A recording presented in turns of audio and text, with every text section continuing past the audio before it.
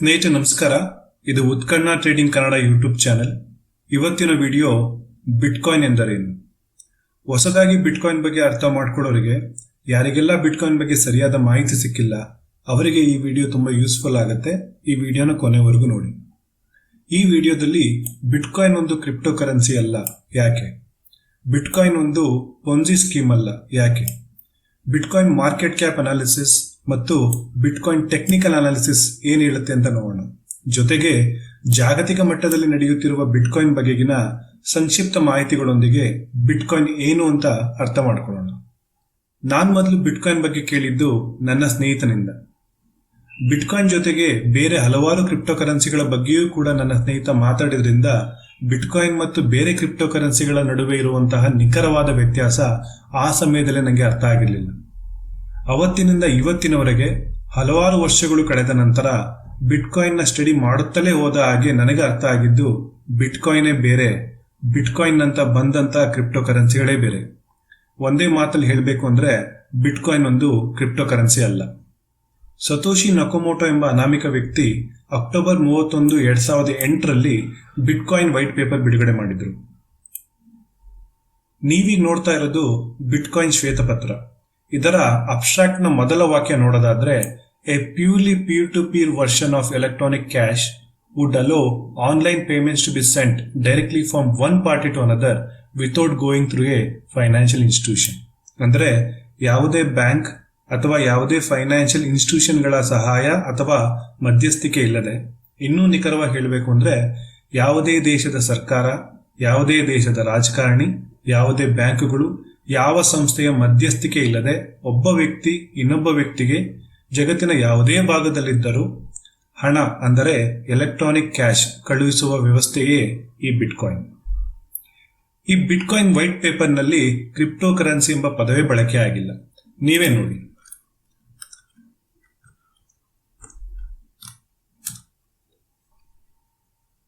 ಈ bitcoin white paper ನಲ್ಲಿ ಬಳಕೆಯಾಗಿರುವಂತಹ ಪದ ಕ್ರಿಪ್ಟೋಗ್ರಫಿಕ್. ಅಂದರೆ ಇದು ಒಂದು ಸೈಬರ್ ಸೆಕ್ಯೂರಿಟಿ ಅಲ್ಗಾರಿದಮ್.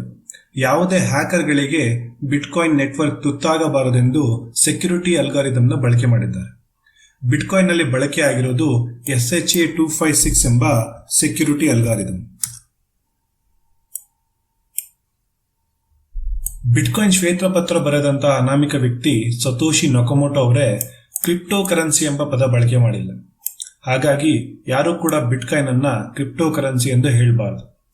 ಬಿಟ್ಕಾಯಿನ್ ಏನು ಅಂತ ಅರ್ಥ ಮಾಡ್ಕೊಳ್ಳೋದಕ್ಕೆ ಇದು ಬಹಳ ಮುಖ್ಯ. ಈಗ ವಿಡಿಯೋದ ಎರಡನೇ ಅಜೆಂಡಾ ಬಗ್ಗೆ ನೋಡೋಣ. ಬಿಟ್ಕಾಯಿನ್ ಒಂದು ಪೊಂಜಿ ಸ್ಕೀಮ್ ಅಲ್ಲ ಯಾಕೆ. ಬಿಟ್ಕಾಯಿನ್ ಒಂದು ಪೊಂಜಿ ಸ್ಕೀಮ್, ತುಂಬಾ ವಾಲೆಟೈಲ್ ಇದೆ ಅಂತೆಲ್ಲ ಹಲವಾರು ಜನ ಹೇಳಿದ್ದನ್ನ ನೀವು ಕೇಳಿರಬಹುದು. ಆದ್ರೆ ಬಿಟ್ಕಾಯಿನ್ ಬಗ್ಗೆ ಸರಿಯಾಗಿ ತಿಳಿದುಕೊಳ್ಳದೆಯೇ, ಕೆಲವು ಗಂಟೆಗಳ ಸಮಯವನ್ನು ಅದನ್ನು ಅರ್ಥ ಮಾಡಿಕೊಳ್ಳುವುದಕ್ಕೆ ಮೀಸಲಿಡದೆಯೇ ತೀರ್ಪು ಕೊಡೋದು ತಪ್ಪಾಗುತ್ತೆ. ಇಲ್ಲಿ ಕೆಲವೊಂದು ಅಂಶಗಳನ್ನು ಗಮನಿಸಬೇಕಾಗಿದೆ.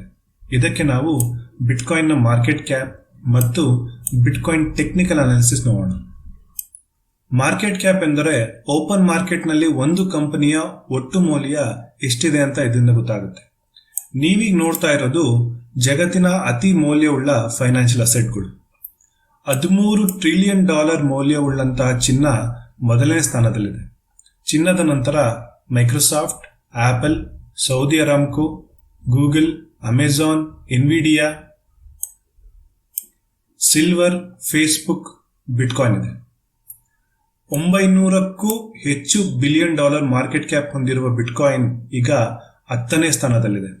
ಕೆಲವು ತಿಂಗಳುಗಳ ಹಿಂದೆ 12-13ನೇ ಸ್ಥಾನದಲ್ಲಿದ್ದ ಬಿಟ್ಕಾಯಿನ್ ಇಲಾನ್ ಮಸ್ಕ್ ಅವರ ಟೆಸ್ಲಾ ಕಂಪನಿ, ವಾರೆನ್ ಬಫೆಟ್ ಅವರ ಬರ್ಕ್ಷೈರ್ ಹಾಥವೇ ಕಂಪನಿಗಳನ್ನು ಸಹ ಹಿಂದಿಕ್ಕಿ ಈಗ 10ನೇ ಸ್ಥಾನದಲ್ಲಿದೆ. ಆಸ್ ಆಫ್ ನೌ, ಇವತ್ತಿನ ವಿಡಿಯೋ ಮಾಡುತ್ತಿರೋ ದಿನಕ್ಕೆ 11ನೇ ಫೆಬ್ರವರಿ 2024. ಇಲ್ಲಿ ಕೆಲವೊಂದು ಅಂಶಗಳನ್ನು ಗಮನಿಸಬೇಕಾಗಿರೋದು ಏನೆಂದರೆ, ಮೊದಲನೆಯದು, ಹಲವಾರು ವರ್ಷಗಳಿಂದ ಬಿಟ್ಕಾಯಿನ್ ನ ಮಾರ್ಕೆಟ್ ಕ್ಯಾಪ್ $100 ಬಿಲಿಯನ್ ಹೊಂದಿದೆ. 14 ವರ್ಷ ವಯಸ್ಸಿನ ಬಿಟ್ಕಾಯಿನ್ ಜಗತ್ತಿನ ಸಾವಿರಾರು ಫೈನಾನ್ಷಿಯಲ್ ಅಸೆಟ್ಗಳನ್ನು ಹಿಂದಿಕ್ಕಿ 10ನೇ ಸ್ಥಾನದಲ್ಲಿದೆ. ಡಿಜಿಟಲ್ ಗೋಲ್ಡ್ ಎಂದು ಕರೆಯಲ್ಪಡುವ ಬಿಟ್ಕಾಯಿನ್ ಮುಂದೊಂದು ದಿನ ಚಿನ್ನದ ಮಾರ್ಕೆಟ್ ಕ್ಯಾಪ್ ಅನ್ನು ಮೀರಿಸಿ ಮೊದಲನೇ ಸ್ಥಾನಕ್ಕೆ ಹೋಗುವ ಎಲ್ಲಾ ಸಾಧ್ಯತೆಗಳು ಇವೆ. ಬಿಟ್ಕಾಯಿನ್ ಪೊಂಜಿ ಸ್ಕೀಮ್ ಆಗಿದ್ರೆ $900ಕ್ಕೂ ಹೆಚ್ಚು ಬಿಲಿಯನ್ ಮಾರ್ಕೆಟ್ ಕ್ಯಾಪ್ ಹೊಂದಿರ್ತಾ ಇರಲಿಲ್ಲ. ನೀವೀಗ ನೋಡ್ತಾ ಇರೋದು ಬಿಟ್ಕಾಯಿನ್ ಪ್ರೈಸ್ ಚಾರ್ಟ್. ಬಿಟ್ಕಾಯಿನ್ ಬೆಲೆ ಕುಸಿತ ಆಗಿದೆ ಅಂತ ನೀವು ಹಲವಾರು ಸುದ್ದಿಗಳನ್ನು ಕೇಳಿರ್ತೀರಿ, ಅದು ನಿಜ. ಆದರೆ ಬಿಟ್ಕಾಯಿನ್ ಬೆಲೆ ಕುಸಿತ ಆದ ನಂತರ ಬಿಟ್ಕಾಯಿನ್ ಬೆಲೆ ಇನ್ನಷ್ಟು ಮೇಲಕ್ಕೆ ಹೋಗಿರುವುದು ಕೂಡ ಅಷ್ಟೇ ನಿಜ. ಟೆಕ್ನಿಕಲ್ ಅನಾಲಿಸಿಸ್ ಪ್ರಕಾರ ಹೇಳೋದಾದ್ರೆ, ಯಾವ financial asset higher high higher low ಮಾಡುತ್ತಾ ಮುಂದೆ ಹೋಗುತ್ತೋ ಅದೇ ನಿಜವಾದ ಫೈನಾನ್ಷಿಯಲ್ ಅಸೆಟ್. ಪೊಂಜಿ ಸ್ಕೀಮ್ಗಳು ಒಂದ್ಸಲ ಮೇಲಕ್ಕೆ ಹೋದ್ರೆ ನಂತರ ಕೆಳಗೆ ಬಿದ್ದರೆ ಮತ್ತೆ ಮೇಲಕ್ಕೆ ಹೋಗೋದಿಲ್ಲ. ಆದರೆ ಬಿಟ್ಕಾಯಿನ್ ಅಲ್ಲಿ ಆ ರೀತಿ ಆಗಿಲ್ಲ. ನೀವೇ ನೋಡಿ, ಬಿಟ್ಕಾಯಿನ್ ಬೆಲೆ ಜಾಸ್ತಿ ಆಗಿದೆ ಅಂದ್ರೆ ಇದನ್ನ ಬುಲ್ ಮಾರ್ಕೆಟ್ ಅಂತ ಕರೀತಾರೆ. ನಂತರ ಬಿಟ್ಕಾಯಿನ್ ಬೆಲೆ ಕಮ್ಮಿ ಆಗಿದೆ, ಬೇರ್ market. And it is repeating higher high higher low, higher high higher low, higher high higher low. ಇದು ಹೀಗೆ ಮೇಲಕ್ಕೆ ಹೋಗುವ ಸಾಧ್ಯತೆಗಳೇ ಜಾಸ್ತಿ. ಈ ಲೋಸ್ನೆಲ್ಲ ಒಂದೇ ಸಲ ಕನೆಕ್ಟ್ ಮಾಡಿದ್ರೆ ನೀವೇ ನೋಡಿ, ಬಿಟ್ಕಾಯಿನ್ ಬೆಲೆ ಮೇಲಕ್ಕೆ ಹೋಗ್ತಾ ಇದೆ. ಯಾರೆಲ್ಲ ಕೆಲವು ವರ್ಷಗಳ ಕಾಲ ತಾಳ್ಮೆಯಿಂದ ಬಿಟ್ಕಾಯಿನ್ ಖರೀದಿ ಮಾಡಿ ಇಟ್ಕೊಂಡಿದ್ದಾರೆ ಅವರೆಲ್ಲ ಈಗ ಪ್ರಾಫಿಟ್ ನಲ್ಲಿದ್ದಾರೆ. ಈ ಎರಡು ಕಾರಣಗಳಿಂದ, ಅಂದ್ರೆ ಬಿಟ್ಕಾಯಿನ್ ನ ಮಾರ್ಕೆಟ್ ಕ್ಯಾಪ್ ಮತ್ತು ಬಿಟ್ಕಾಯಿನ್ ಪ್ರೈಸ್ ಟೆಕ್ನಿಕಲ್ ಅನಾಲಿಸಿಸ್ ಇಂದ ಅರ್ಥ ಮಾಡಿಕೊಳ್ಳಬೇಕಿರುವುದು ಏನೆಂದರೆ, ಬಿಟ್ಕಾಯಿನ್ ನಲ್ಲಿ ಗಮನಿಸಬೇಕಾದ ಅಂಶಗಳು ತುಂಬಾ ಇದಾವೆ. ಯಾವುದೇ ಪ್ರಿಜುಡಿಸ್ ಇಲ್ಲದೆ we should be humble enough to understand bitcoin. Especially bitcoin ಒಂದು ಹೊಸ ಟೆಕ್ನಾಲಜಿ ಆಗಿರೋದರಿಂದ ಇದನ್ನು ಅರ್ಥ ಮಾಡಿಕೊಳ್ಳೋದಕ್ಕೆ ಸ್ವಲ್ಪ ಸಮಯ ತೆಗೆದುಕೊಳ್ಳೋದು ಸಾಮಾನ್ಯ ಸಂಗತಿ. So bitcoin is just bitcoin, not A crypto currency. Bitcoin ಅರ್ಥ ಮಾಡ್ಕೊಳ್ಳೋದಕ್ಕೆ ಈ ಲೈನ್ ವೆರಿ ಇಂಪಾರ್ಟೆಂಟ್. ಯಾಕಂದ್ರೆ ಕ್ರಿಪ್ಟೋ ಕರೆನ್ಸಿಗಳ ಜೊತೆ ಬಿಟ್ಕಾಯಿನ್ ಹೋಲಿಸಿದರೆ ಯಾರಿಗೇ ಆಗ್ಲಿ ಬಿಟ್ಕಾಯಿನ್ ಬಗ್ಗೆ ಪ್ರತ್ಯೇಕವಾಗಿ ತಿಳ್ಕೊಳ್ಬೇಕು ಅಂತ ಅನ್ಸೋದಿಲ್ಲ. ಈಗ ಜಾಗತಿಕ ಮಟ್ಟದಲ್ಲಿ ನಡೆಯುತ್ತಿರುವ ಬಿಟ್ಕಾಯಿನ್ ಬೆಳವಣಿಗೆಗಳನ್ನು ನೋಡೋಣ.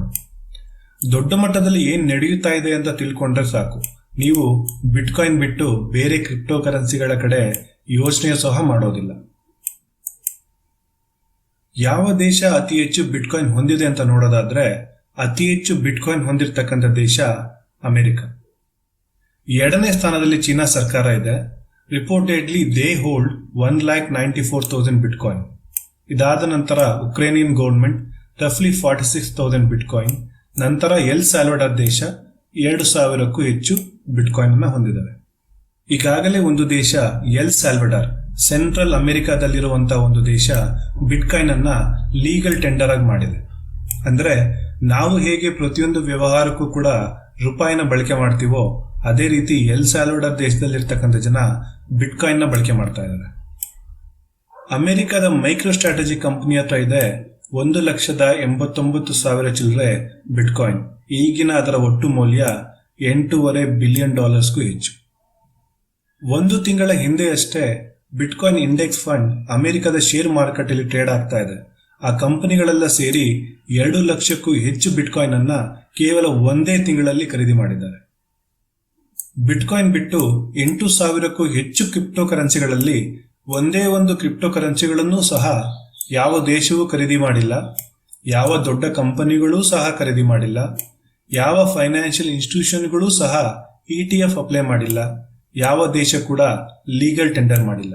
ಹಾಗಾಗಿ ನೀವು ಯಾಕೆ ಕ್ರಿಪ್ಟೋ ಕರೆನ್ಸಿಗಳನ್ನು ನಂಬ್ತೀರಾ? ಸೊ ಇದನ್ನು ಯಾವಾಗಲೂ ನೆನಪಲ್ಲಿ ಇಟ್ಕೊಳ್ಳಿ, bitcoin is bitcoin, not A crypto currency. ಈ ವಿಡಿಯೋದಲ್ಲಿರುವ ಮಾಹಿತಿ ನಿಮ್ಗೆ ಇಷ್ಟವಾಗಿದ್ರೆ ಒಂದು ಲೈಕ್ ಮಾಡೋ ಮುಖಾಂತರ ಸಪೋರ್ಟ್ ಮಾಡಿ. ಧನ್ಯವಾದಗಳು.